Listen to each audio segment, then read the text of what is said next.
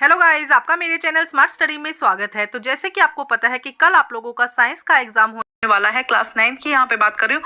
तो कुछ चैप्टर्स के इंपॉर्टेंट क्वेश्चंस हम देखते हैं, एक रिवाइज करते हैं आप लोगों के साथ में कि किस तरह से आप रिवीजन कर सकते हैं, और जो इंपॉर्टेंट क्वेश्चंस हैं पिछले कई सालों से कंटिन्यूस आ रहे हैं उनको हम देखते हैं। तो आइए स्टार्ट करते हैं।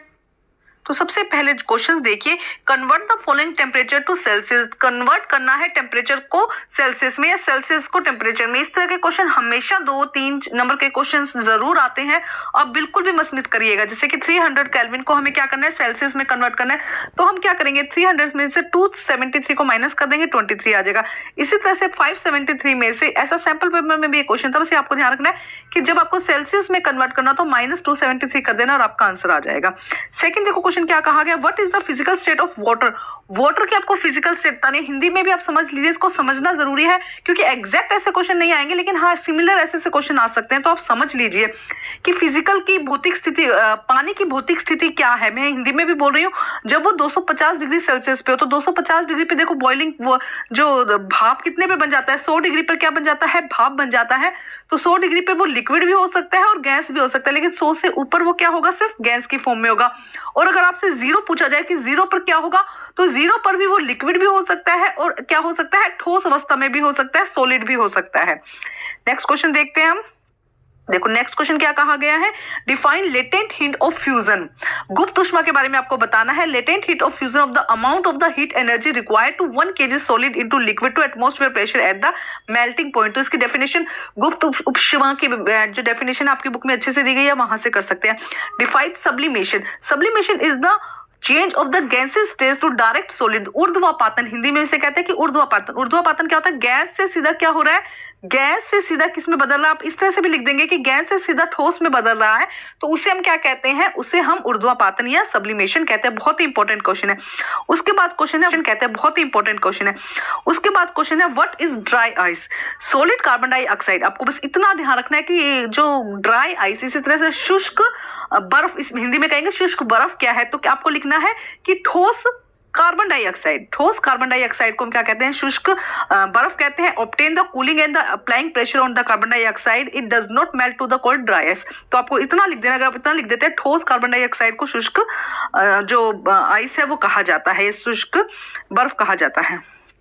जो इंपॉर्टेंट क्वेश्चन है वही मैं आपके सामने यहाँ पे कर रही हूँ। क्वेश्चन देखो नेक्स्ट क्या है, explain why solid have fix shape but liquid and guys have do not fix shape. क्या कह रहे हैं कि क्यों जो सॉलिड उनकी फिक्स शेप होती है, जो शेप है या आकार उनका निश्चित होता है, जबकि गैसेस और जो लिक्विड है उनका आकार निश्चित नहीं होता। Solid had fix shape due to the strong intermolecular space. उनके जो अंतरकोशिकीय अवकाश है, उनके बीच में फोर्स जो है वो बहुत क्या होता है, जो इंटरसेलुलर या इंटरमोलिकुलर जो फोर्स है ऑफ अट्रैक्शन बिटवीन देम, उनके अंदर स्ट्रॉन्ग क्या होता है, इंटरमोलिकुलर फोर्स, जो एक दूसरे का आकर्षण बल है वो बहुत ज्यादा होता है सॉलिड के अंदर, जिसकी वजह से जो कण है वो एक दूसरे को क्या करके रखते हैं, बांध कर रखते हैं, उसकी शेप क्या हो जाती है, फिक्स हो जाती है। Solid have fixed shape to the strong intermolecular force to attraction between them. The liquid and gas have molecular less. उनके बीच में जो molecular force होता है वो कम होता है, जिसकी वजह से वो easily एक दूसरे से दूर हो जाते हैं। तो सेम ऐसे liquid and gas can be compressed but difficult to compress solid. अब देखो जब दो जो कण है वो एक दूसरे से इतने पास और एक दूसरे को इतना बांधे हुए हैं, तो उसको कंप्रेस करके हम और नजदीक नहीं ला सकते हैं। लेकिन लिक्विड और जो गैस है उनके अंदर इस तरह से दूर दूर होता है, जब हम इसको यहाँ से दबाते हैं तो ये एक दूसरे के पास में आ जाते हैं, इसलिए इसको कंप्रेस किया जा सकता है, जबकि जो सॉलिड है उसको कंप्रेस करना आसान नहीं होता है। ठीक है, उसके बाद देखो क्या कहा गया है, a balloon when kept in sun burst after some time. देखो इंपॉर्टेंट क्वेश्चन है कि बलून को जब धूप में रखते हैं तो कुछ टाइम के बाद ब्रस्ट क्यों हो जाता है। The balloon has air filled in the balloon when kept the sun get heated and air inside also get heated. जब एक गुब्बारे को हम क्या रखते हैं, सन के सामने रखते हैं, तो उसकी हीट लगती है, हीट लगने से जो हीट कहाँ जाती है, उसके अंदर जो गैस भरी है, the molecule of air get energy, जो उसके अंदर की हवा है उसको एनर्जी मिल जाती है और वो क्या करने लग जाते हैं, वाइब्रेट होने लग जाते हैं और इधर उधर फैल जाता है, जिसकी वजह से जो गुब्बारा है वो फूट जाता है। नेक्स्ट देखिए, कंडेंसेशन एंड सब्लिमेशन। देखो सब्लिमेशन फिर आ गया, बहुत ही इंपॉर्टेंट है। Condensation and sublimation, the cooling of gas vapour when it come to the contact in the low temperature. जब क्या है, जो वाटर है या कूलिंग की वजह से जब टेम्परेचर कम होता है तो गैस का वेपर में कन्वर्ट हो जाना क्या कहलाता है? कंडेंसेशन कहलाता है। सॉलिड सब्सटेंस का सीधा ही किसमें?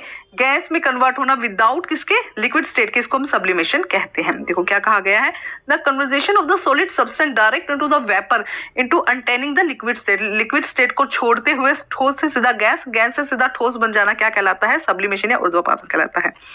नेक्स्ट क्वेश्चन देखिए यहाँ पे, होमोजेनस मिक्सचर और heterogeneous mixture, homogeneous mixture and mixtures and heterogeneous mixture, it is uniform composition। यहाँ पे क्या होती है? जैसे कि यूनिफॉर्म मिक्सचर्स होता है, जबकि it does not have uniform composition. Composition क्या है? सेम नहीं होती। जैसे शुगर और वाटर है तो क्या बन गया? शुगर सॉल्यूशन बन गया, लेकिन शुगर और सैंड जब लेंगे तो क्या होगा? दोनों ही अलग अलग होगा। नो बाउंड्री, जब मिक्स करते हैं तो कुछ भी अलग नहीं रहता है, मिक्स करने पर भी दोनों अलग रहते हैं। नेक्स्ट क्वेश्चन देखिए, मिक्सचर और कंपाउंड को अच्छे से याद कर लीजिएगा थोड़ा सा, और मिक्सचर और कंपाउंड को आप याद करना है। उसके अलावा physical change and chemical change, तो फिजिकल चेंज में देखो क्या होता है, ये भी बहुत इंपॉर्टेंट क्वेश्चन है कि नया सब्सटेंस नहीं बनता है, जबकि जो केमिकल चेंज में नया सब्सटेंस बनता है। रिवर्सेबल होता है, मतलब एक से दूसरा बना और दूसरे से पहला वापस बन जाएगा, लेकिन ये क्या होता है? इरिवर्सेबल होता है। जो मेन पॉइंट्स है वो आपको याद करने हैं, ठीक है।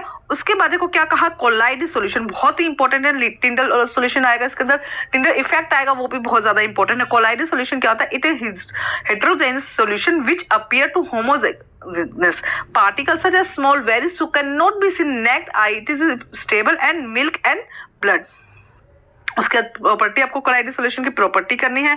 उसके बाद में अगर हम देखें तो एटम और आयंस में क्या करनी है? डिफरेंस करना है आपको। एटम में क्या होता है? कोई चार्ज नहीं होता, जबकि आयन या तो पॉजिटिव होता है या नेगेटिव होता है।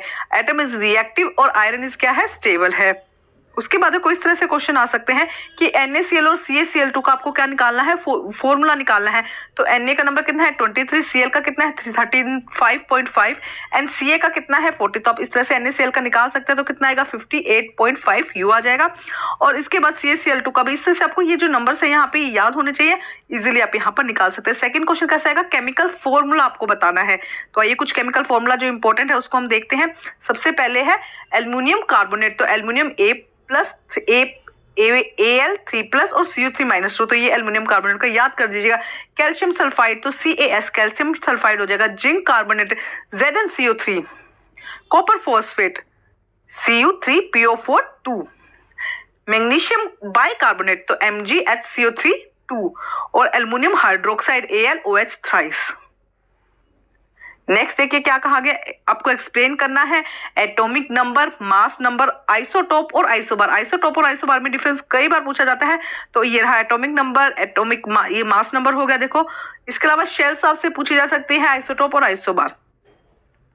अब देखिए नेक्स्ट इस तरह का क्वेश्चन जरूर आता है। क्वेश्चन नंबर 12 जैसे यहाँ दिया गया है, आपको एक दिया गया Z3 है। What would be the valency of the element, also name the element. देखो क्या कहा गया कि Z कुछ 3 एक अब नंबर है, आपको बताना है कि इसकी वैलेंसी क्या होगी और इसका नेम क्या होगा इस एलिमेंट का। तो Z हमें पता है कि एटॉमिक नंबर Z दिया गया है, तो उसको क्या कहा गया? इलेक्ट्रॉन कॉन्फ़िगरेशन देखें, हम देखें तो सबसे अंदर शेल में कितना गया? 2 इलेक्ट्रॉन जाएंगे। उसके बाद टोटल 3 है, तो उसके बाद बाहर वाली शेल में कितने आएंगे? 1 इलेक्ट्रॉन, तो ये टोटल 3 हो गया। तो बाहर जिसकी एक वैलेंसी है वो क्या हो सकता है? लिथियम हो सकता है। थोड़ा सा आपको 20 तक जो ये एलिमेंट्स है ये याद करने होंगे। तो 1 वैलेंसी किसकी है? लिथियम की है, तो ये क्या होगा? लिथियम। नेक्स्ट देखो इस तरह से क्वेश्चंस भी आ सकते हैं, आप अच्छे से थोड़ा सा देख लीजिए। उसके बाद अगर हम बात करते हैं प्रोकैरियोट और यूकैरियोट में डिफरेंस जरूर आएगा, आप अच्छे से देख लीजिएगा। बस आपको ये ध्यान रखना है, जो प्रोकैरियोट होती है उसमें न्यूक्लियर मेम्ब्रेन नहीं होती है, जबकि जो यूकैरियोट होती है उसमें न्यूक्लियर मेम्ब्रेन होते हैं। सबसे अच्छा एग्जाम्पल यही है। उसके बाद में देखो क्या है, जितने भी मेम्ब्रेन बाउंडेड ऑर्गेनिज्म यहाँ पे एब्सेंट होते हैं, जबकि यहाँ पे मेम्ब्रेन बाउंड जो वो है प्रेजेंट होते हैं। न्यूक्लियर मेम्ब्रेन वाला ध्यान रखिएगा। प्रोकैरियोट में तो बहुत पुरानी सेल जिसके अंदर न्यूक्लियस भी अच्छे से प्रेजेंट नहीं होता था, यहाँ पे न्यूक्लियस अच्छे से प्रेजेंट होता है, ठीक है। उसके बाद पूछा जा सकता है कि can you name the 2 organelles we have studies that contain 2 their own genetic material. मतलब ऐसी कोई सेल जिसके खुद के पास उसका जेनेटिक मटेरियल, जनरली हम पढ़ते हैं कि न्यूक्लियस के पास जेनेटिक मटेरियल होता है, तो क्या कोई ऐसी सेल है ऐसा ऑर्गेनेल्स है जिसके पास खुद का न्यूक्लियस होता है? तो 2 है, माइटोकॉन्ड्रिया और प्लास्टिड। उसके बाद प्लांट सेल और एनिमल सेल में डिफरेंस आएगा, इसको अच्छे से पढ़ लीजिएगा। प्लांट सेल और एनिमल सेल को पढ़ लीजिएगा। न्यूरॉन का जो डायग्राम है मैं यहाँ पे करना भूल गई हूँ, बट न्यूरॉन का डायग्राम बहुत इंपॉर्टेंट है, वो हर बार आता है, तो उसे आप जरूर से कर लीजिएगा। उसके बाद ऑस्मोसिस से रिलेटेड क्वेश्चन आ सकते हैं कि अगर तीन टाइप का दिया गया, आइसोटोप, हाइपरटोनिक और हाइपोटोप्स। उसको आप देख लीजिएगा कि किस में डालने से स्वेल करती है, जो मैंने सैंपल पेपर में भी आपको अच्छे से बताया हुआ है। उसके बाद जाइलम एंड फ्लोएम से, जाइलम से देखो जल बना, फ्लोएम से क्या बना, फूड बना, है ना, फ्लोएम से फूड बना। तो जो जल को लेके जाता है वो जाइलम हो जाता है, जो फूड को लेके जाता है वो फ्लोएम हो जाता है। बस इतना याद रखिएगा, इजी ट्रिक्स आपको बता रही हूँ। लिगामेंट एंड टेंडम 100% में ये क्वेश्चन इतना इंपॉर्टेंट है कि हर बार सिर्फ 9th में नहीं 11th में भी ये क्वेश्चन पूछा जाता है कि लिगामेंट एंड टेंडम में क्या डिफरेंस है या क्या यूज है। तो देखो सबसे पहले ligament help connected bone to bone. Ligament L, देखो ये क्या बना, एल, ये भी बोन हो गई, ये भी बोन हो गई। बोन टू बोन को कौन मैच करता है, लिगामेंट करता है। जबकि टेंडन क्या करता है, बोन टू मसल्स को, मसल्स को किसके साथ अटैच करता है, बोन के साथ में, ठीक है। Muscle to bone, bone to muscle कौन करता है, टेंडन करता है, और लिगामेंट क्या करता है, बोन टू बोन। ये याद रखिएगा, फ्लेक्सिबल होता है, स्ट्रॉन्ग होता है, ये याद कर लीजिएगा। उसके बाद स्टेटेड मसल्स और अनस्टेटेड मसल्स, ये भी याद कर लीजिएगा अच्छे से। इसके बोन एंड ब्लड में क्या डिफरेंस है, ये जरूर याद कर लीजिएगा। इसके अलावा plant tissue, parenchyma, collenchyma and sclerenchyma. तो मेजर टिश्यू देखो क्या है, इसकी सेल लिविंग होती है, कोलेनकाइमा की भी लिविंग होती है, लेकिन स्क्लेरेन्काइमा की सेल क्या होती है, डेड होती है। ये कैसी होती है, इनके बीच में लार्ज इंटरसेलुलर स्पेस होता है, इनके अंदर लिटिल इंटरसेलुलर स्पेस होता है, यहाँ पे कोई इंटरसेलुलर स्पेस नहीं होता है। यहाँ पे डायग्राम दिया गया है, stated muscle, smooth muscle and cardiac muscles, ये भी कई बार पूछा जाता है, डिफरेंस देख लीजिएगा। इसके अलावा पूछ सकते हैं कई बार कि meristematic tissue draw and show diagram दिखाना है आपको। तीन टाइप की मेरिस्मेटिक होती है, एपिकल, लेटरल और इंटरकैलरी मेरिस्मेटिक। तो यहाँ पे जो टिप पर होता है उसको हम एपिकल कहते हैं, जो यहाँ पर होता है उसे हम इंटरकैलरी कहते हैं, और जो बीच में होता है उसको हम लेटरल कहते हैं। तो तीन टाइप का मेरिस्मेटिक टिश्यूज होते हैं, जो टिप पर होता है उसको एपिकल मेरिस्मेटिक कहते हैं, जो यहाँ साइड में होता है उसको हम लेटरल कहते हैं, और जो बीच में होता है उसको इंटरकैलरी मेरिस्मेटिक हम कहते हैं। देखो यहाँ नर्वस सिस्टम का फंक्शन, लोकेशन, नर्वस टिश्यूज के बारे में, न्यूरॉन्स के बारे में जरूर पढ़ के जाना है, बिल्कुल भी इसको मिस नहीं करना है, वेरी वेरी इंपॉर्टेंट। नेक्स्ट देखते हैं, यहाँ पे देखो इस तरह से क्वेश्चंस आ सकते हैं जिसमें क्या पूछा जाएगा आपसे, न्यूमेरिकल जिसे कहा जाता है। उसके बाद न्यूटन के लॉ, फर्स्ट सेकंड थर्ड और दो एग्जांपल सभी के बिल्कुल मत भूलना। फर्स्ट लॉ क्या कहता है, सेकंड लॉ क्या कहता है, थर्ड लॉ क्या कहता है, और उसके इंपॉर्टेंट, और उसके अलावा उसमें क्या क्या पूछा जाता है, ध्यान से देखो क्या क्या पूछा जाता है। फर्स्ट सेकंड थर्ड लॉ, तो उनमें से कोई एक लॉ तो आना ही आना है, उसके दो एग्जाम्पल पूछे जाएंगे, तो अपनी बुक लेना, उसके अंदर बहुत अच्छे से एग्जाम्पल दिए, उनको करना। इसके अलावा इनर्शिया और मोमेंटम भी कभी कभी पूछा जाता है, लेकिन इनमें से तो पक्का ही एक पूछा जाता है। देखो फर्स्ट एक बार समझा भी देती हूँ। फर्स्ट लॉ क्या है, न्यूटन का पहला नियम क्या है कि जब भी कोई वस्तु रेस्ट पर है, रुकी हुई है, तो वो या कोई यूनिफॉर्म गति से चल रही है, मैंने एक स्पीड से चल रही है, तो तब तक चलती रहेगी जब तक कि उस पर एक्सटर्नल फोर्स या बाहर से कोई फोर्स ना लगाया जाए। जैसे कि आप बैठे हो तो आप तब तक बैठे रहोगे जब तक कि आपको कोई एक वस्तु है, आपने एक कॉपी कहीं रख दी, तो वो तब तक वहीं रहेगी जब तक उसको उठाया नहीं जाएगा, उस पर एक्सटर्नल फोर्स नहीं लगाया जाएगा। फर्स्ट एग्जाम्पल हो जाएगा, एक पेन रखा गया, उसको वो तब तक नहीं लेगा जब तक एक्सटर्नल फोर्स नहीं लगाया जाएगा। Newton second law, the rate of change of momentum and object proportional to the applied unbalanced force to the direction of the force. And third क्या कहता है, every action has a equal and opposite reaction. कोई भी force है, कोई भी action है, उसका अपोजिट और इक्वल क्या होगा, उसके ऊपर जो रिएक्शन होगा, इसे हम क्या कहते हैं, न्यूटन थर्ड लॉ। ये जरूर आते हैं ऐसे क्वेश्चंस, इनको मिस मत कीजिएगा। इसके बाद फोर्स और न्यूटन ये थोड़ा सा पढ़ लीजिएगा, टाइप ऑफ फोर्सेस पढ़ लीजिएगा क्या होता है।